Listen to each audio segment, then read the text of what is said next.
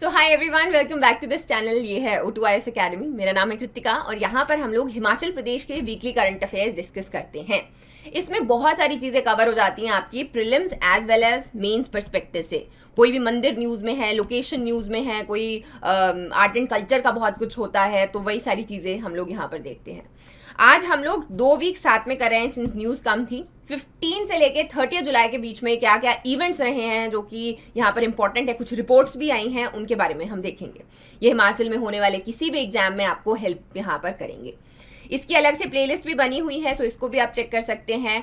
और हफ्ते में या 2 हफ्ते में एक वीडियो आती है, तो उसको आप मिस ना करें, जो कि आपकी प्रिपरेशन को काफ़ी अच्छे से यहाँ पे बूस्ट कर सकती है। Do hit the bell icon. फिर इसकी पीडीएफ आपको मिलती है हमारे मोबाइल एप्लीकेशन पर, जिसका लिंक डिस्क्रिप्शन बॉक्स में दिया गया है। वहाँ पे आपको ये टेस्ट सीरीज मिलेगी, जिसके फ्री रिसोर्सेज नाम के फोल्डर में ये पीडीएफ्स आपको अवेलेबल मिलते हैं। इस तरीके से ये जो टेस्ट सीरीज है, इसको भी आप चेक कर सकते हैं सिंस जुलाई में आपका पेपर होने वाला है। उसके अलावा टेलीग्राम के ऊपर भी by the end of the month आपको मैगजीन मिलती है, जिसमें सिर्फ हिमाचल के करंट अफेयर्स कवर किए गए हैं। तो चलिए शुरुआत करते हैं हम अपनी पहली न्यूज़ के साथ में। पहली न्यूज़ है एक रिपोर्ट। तो इप्सोस की एक रिपोर्ट आई जिसमें कहा गया कि हिमाचल में जितनी भी बूढ़ी महिलाएं हैं, एल्डरली विमेन हैं, उसमें से 66% ने वॉयलेंस को फेस किया हुआ है, किसी भी तरीके की physical as well as emotional abuse जो है उन्होंने उसको यहाँ पर फेस किया है, उसकी वो यहाँ पर विक्टिम्स हैं। तो सबसे पहले ये दुख की ही बात है, और दूसरी बात ये कि हमें रिपोर्ट याद रखनी है, 66% जो है ये भी याद रखना है। फिर इसके सोशल एस्पेक्ट्स जो हैं वो भी साथ में आते हैं। अब अगर हमने बात की कि 66% जो है वो उनके साथ में विक्टिम रही हैं वो फिजिकल वायलेंस का, इसमें से जो 56% केसेस हैं उनमें ये जो वायलेंस है ये करने वाले उनके बेटे हैं। तो यहाँ पर एक और फैक्ट हमारा साथ में आता है। ये प्रेजेंट कब की गई रिपोर्ट? तो ये रिपोर्ट जो है ये की गई world Elder abuse awareness day के दिन। तो इसके साथ में ये इंपॉर्टेंट हो जाता है कब हम लोग वर्ल्ड एल्डर अब्यूज डे मनाते हैं। ये जून 15 को यहाँ पर मनाया जाता है। ये जो टाइटल है इस रिपोर्ट का वो था विमेन एंड एजिंग इनविजिबल और एम्पावर्ड। तो इसी में इसके बारे में बात की गई है। फिर जो है 17% ऐसी भी हैं जिन्होंने कहा कि उनको डिसरिस्पेक्ट या फिर हम कह सकते हैं साइकोलॉजिकल या इमोशनल अब्यूज़ फेस करना पड़ा। फिर आती है कि बहुत सारे 48% ऐसी औरतें हैं जो फाइनेंशियली इनसिक्योर हैं अपनी उस एज में जाकर भी। सो इस तरीके से हमारे पास में बहुत सारे स्टैट्स इसके बारे में आते हैं।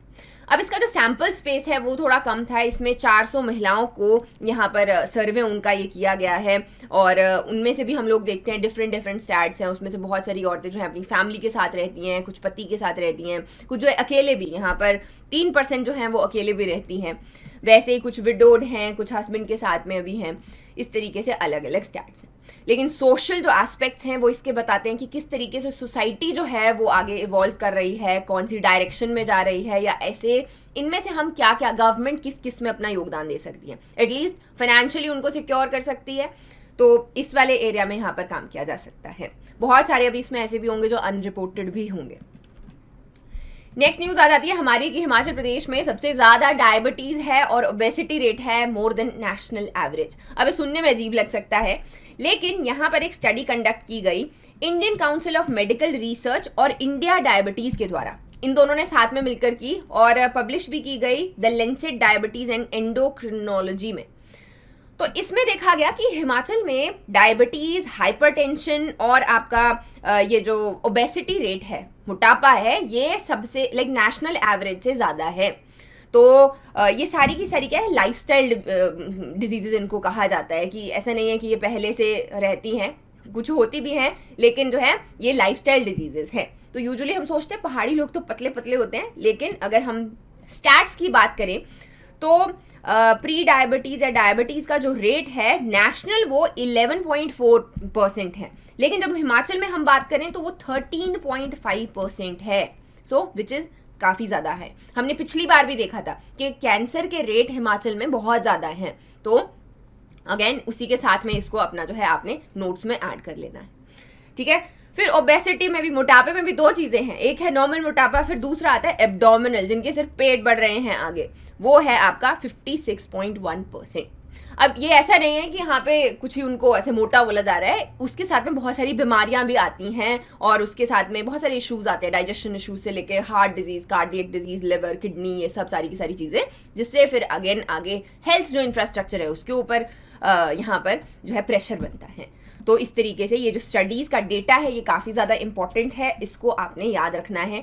ये रिपोर्ट किसने दी है? Indian council of medical research ने, इंडिया डायबिटीज़ ने, और फिर 13.5% जो एवरेज ये परसेंटेज है वो डायबिटिक है या यहाँ पर प्री डायबिटिक है, राइट।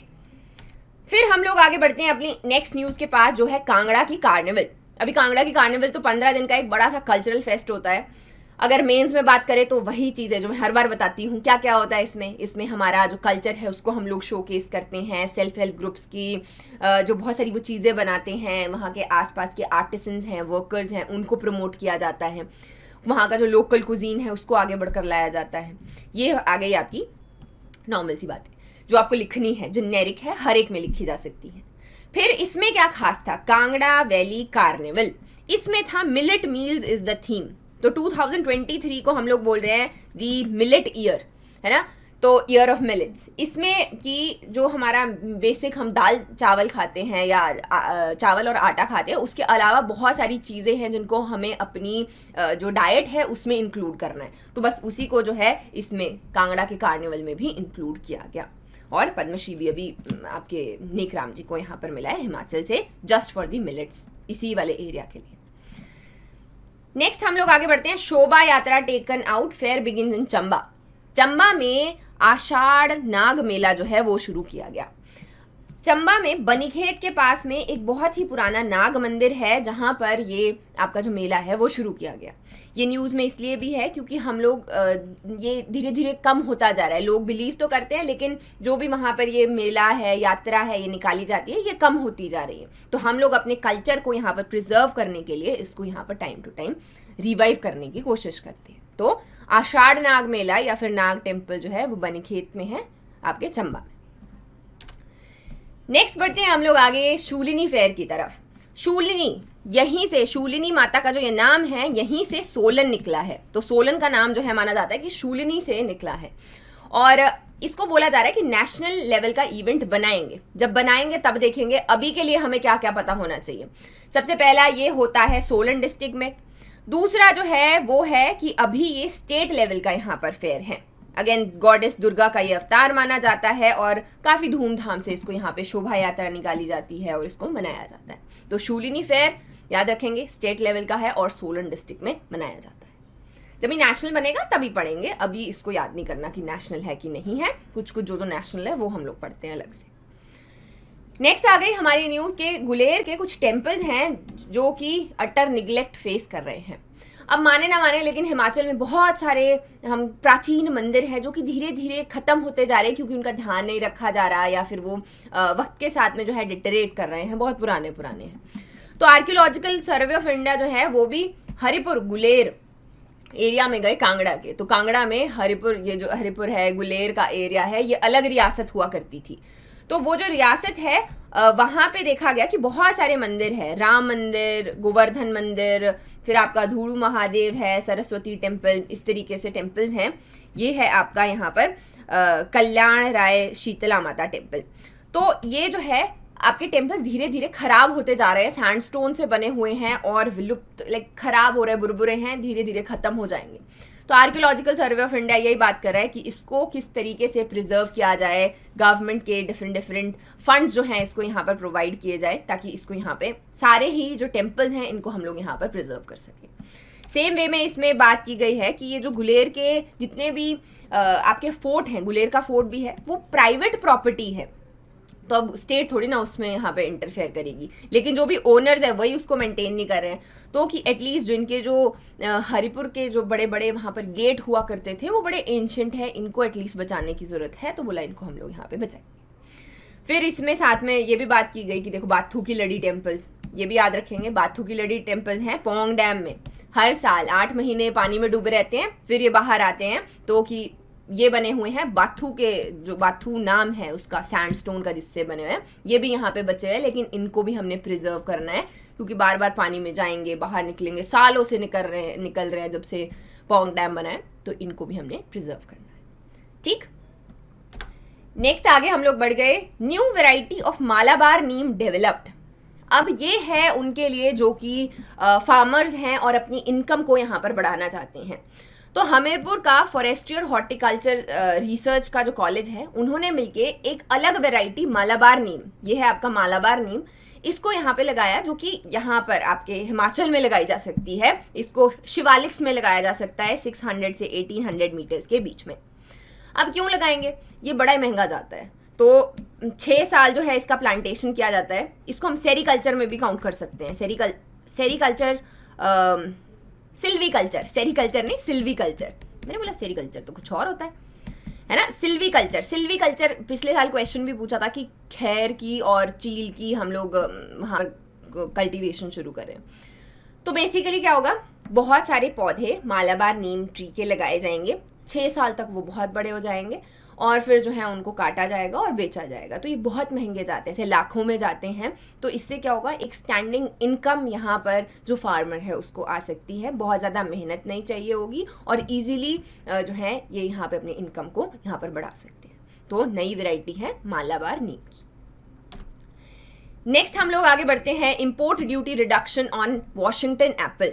मैंने एप्पल लास्ट टाइम भी डिस्कस किया था, तो आपको मैंने बताया था कि कैसे काम करता है। बेसिकली होता ये है कि हमारा खुद का भी एक एप्पल होता है, उसको लाइक तैयार करने की एक कॉस्ट होती है।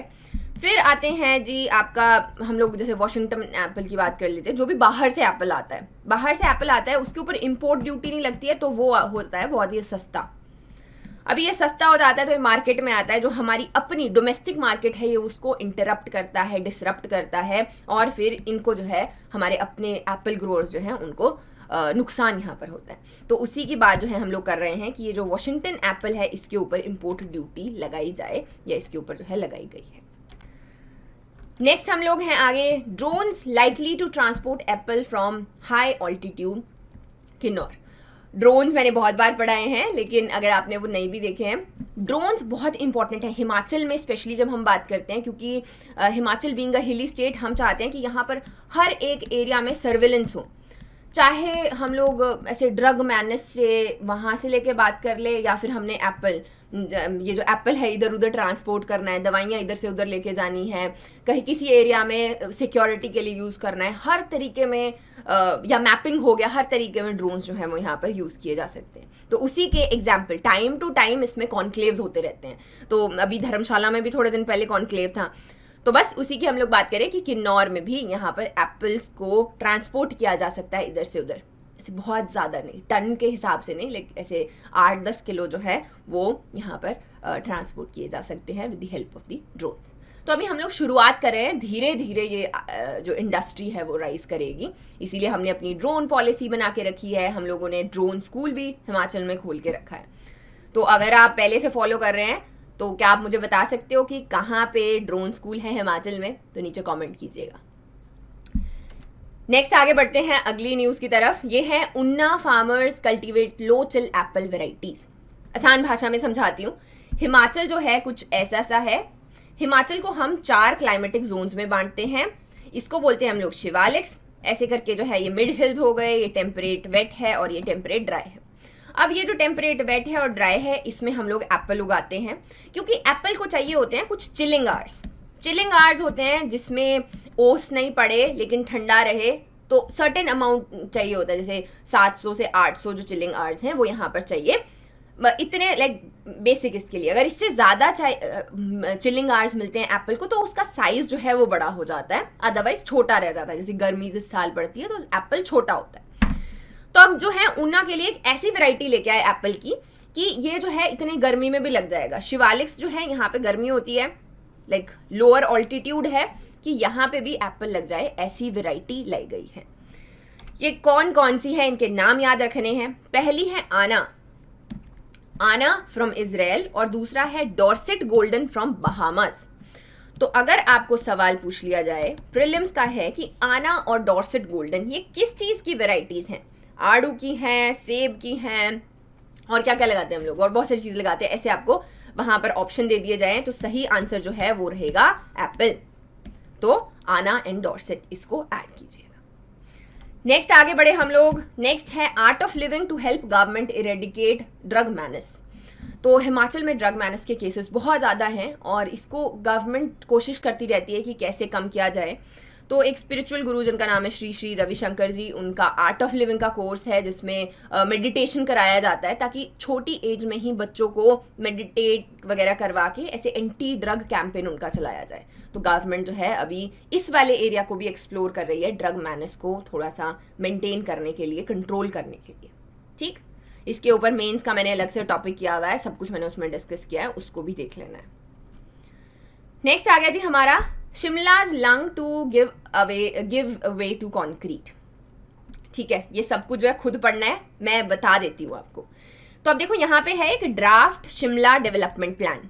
इसमें क्या हुआ, इसमें ना ये बहुत सालों से चलता रहा है, पहली बार नहीं है न्यूज़ में, बहुत सालों से चलता रहा है। इसमें बोल रहे हैं कि जो हमारा मेन शिमला है ना उसके ऊपर बहुत ज़्यादा प्रेशर पड़ता है, बहुत सारे टूरिस्ट आते हैं, लोग आते हैं, तो कि एक प्लान बनाया जाएगा। इसमें क्या करेंगे, ग्रीन बेल्ट्स बनाई जाएंगी और आसपास का जैसे नालदेरा, फागू, चमियाना, आसपास के जो एरियाज हैं इनमें जो छोटे छोटे गांव हैं इनको सैटेलाइट टाउन्स बनाया जाएगा, जिससे कि इसको जो मेन आपका टूरिस्ट आता है वो यहाँ इधर उधर डाइवर्ट हो जाएगा। हर बार क्या होता है, एनजीटी इसको रोक देता है, नेशनल ग्रीन ट्राइब्यूनल। वो बोलता है कि देखो हिल्स जो है इनको छेड़ना आसान नहीं है, यहाँ पर इस तरीके की कंस्ट्रक्शन हो गई या ये जो भी चेंजेस करने हैं ये पॉसिबल नहीं है, क्योंकि हिल्स बहुत ही अनस्टेबल है और डिस्टेबलाइज हो गई तो बहुत सारे लोग यहाँ पर रहते हैं, लैंडस्लाइड आ जाएगा और 100 तरीके की चीज़ें यहाँ पर हो सकती हैं। ठीक है, तो एनजीटी ये ऐसे ही होता है, ये खुलता है फिर ये बंद हो जाता है। लेकिन अभी जो है ये वापस से आया है, सुप्रीम कोर्ट ने बोला है कि चलो गो अहेड विद दिस, और इसको कहा जा रहा है विजन 2041। तो अगर पूछ लिया जाए कि विजन 2041 किससे रिलेटेड है तो वो रहेगा आपका शिमला डेवलपमेंट प्लान से। सबसे पहली चीज जो इसमें की जा रही है वो है कंस्ट्रक्शन ऑफ ग्रीन बेल्ट्स, कि बोला बहुत ज़्यादा लोग आते हैं तो ये जो एनवायरनमेंट को हमें मेंटेन करना है उसी में हमें जो है सबसे पहले ग्रीन बेल्ट्स यहाँ पर लगानी है। एनवायरनमेंट इम्पैक्ट असेसमेंट रिपोर्ट भी आई थी जिसमें बात की गई कि कैसे हम 17 ग्रीन बेल्ट्स यहाँ पर लगाएंगे। ग्रीन बेल्ट्स का मतलब कुछ नहीं है, बहुत सारे जो पेड़ हैं वो इस तरीके से बीच में लगाए जाते हैं, टेम्परेचर को जो है वो चेंज किया जा सकता है, मेंटेन किया जाता है। ठीक है, तो ये आपके 17 ग्रीन बेल्ट्स जो हैं यहाँ पर लगाए जाएंगे, और फिर एज आई टोल्ड यू कि आसपास के एरिया में छोटी इस तरीके की जो चेंजेस हैं या सैटेलाइट टाउन्स हैं वो यहाँ पर आएंगे। फिर हम लोग आगे बढ़े नेक्स्ट न्यूज़ की तरफ। तो नेक्स्ट न्यूज़ है 4 हाइड्रो पावर प्रोजेक्ट्स, उनको जो है ट्रांसफ़र किया गया Himachal Pradesh power corporation limited को। हिमाचल के अगेन हाइड्रो पावर जब मैंने कवर किया उसमें मैंने बताया बहुत सारी बॉडीज इसको मैनेज करती हैं, जितना भी हाइड्रो पावर जनरेट होता है, जिसमें से स्टेट इलेक्ट्रिसिटी बोर्ड भी आता है, पावर कॉरपोरेशन लिमिटेड भी आता है। तो इसमें 4 प्रोजेक्ट्स जो हैं वो ट्रांसफ़र किए गए। ये याद नहीं रखना है कि कौन सा किसके पास में है, याद ये रखना है कि जैसे SAI कोटी है, देवी कोटी, साई कोटी, हेल, ये प्रोजेक्ट्स किसके ऊपर हैं और कहाँ पर हैं। पहली बात ये है चंबा में से 2 ही नदियां बहती हैं, एक है रावी और एक है आपकी चेनाब। तो चेनाब तो ऊपर जैसे है, चेनाब नहीं होगा, ये रावी की ट्रिब्यूटरीज हैं जिनके ऊपर यहाँ पर बने हुए हैं। तो रावी जो है वो आपको याद रखना, ठीक है। ऐसे ही करके अगर आपको डिस्ट्रिक्ट याद है ना तो फिर आपको याद हो जाएगा कि अच्छा कुल्लू है तो कुल्लू में से तो सिर्फ ब्यास बहती है, ऐसे करके आपको याद करना है। नेक्स्ट आगे हम लोग आगे डल लेक, बड़ी इंपॉर्टेंट ये न्यूज़ है। अभी ये है आपकी डल लेक, कांगड़ा में स्थित ये बहुत खूबसूरत लेक हुआ करती थी, बड़ी सारी फिशेज इसमें होती थी। फिर क्या हुआ 2008 में PWD ने देखा कि ये ना बहुत गहरी नहीं है क्योंकि इसमें बहुत ज़्यादा मिट्टी जमी हुई थी, तो उन्होंने मिट्टी को साफ किया और उसके बाद ये इस तरीके से सूख गई। तो अच्छा ही करना चाहते थे वो कुछ, लेकिन जो है वो पानी अभी नीचे एब्जॉर्ब हो जाता है कि क्या होता है, पर वहाँ पे पानी टिका ही नहीं उसके बाद में। तो अभी इन्होंने क्या किया, एक बेंटोनाइट ड्रिलिंग मड है, इस तरीके की होती है, ये खरीदी है बहुत सारी, कि इसको हम लोग नीचे बिछाएंगे और ये फूल जाती है। जब ये फूल जाती है तो ये पानी को नीचे रिसने नहीं देगी और पानी जो है शायद ये इकोलॉजी में उसकी हेल्प करे और शायद वहाँ पर पानी टिक जाए। तो ये नाम बहुत ज़रूरी है, बेंटोनाइट है इसका नाम, और कौन सी लेक में डाला जा रहा है, तो ये डल लेक में डाला जा रहा है। डल लेक कहाँ पर है, ये आपकी कांगड़ा में है। तो ये आपके फैक्ट्स हैं यहाँ पर याद करने के लिए। ये यूजुअली इसी के लिए यूज़ किया जाता है कि जो भी आपके लीकेज कहीं पर हो रही है उसको मैनेज करने के लिए। IIT Mandi hosted G20 and S20 meets. तो G20 मीट्स तो आप लोग ऑलरेडी पढ़ रहे हो किस तरीके से बहुत सारी मीट्स हो रही हैं। ये S20 भी साथ में है, दैट इज साइंस 20।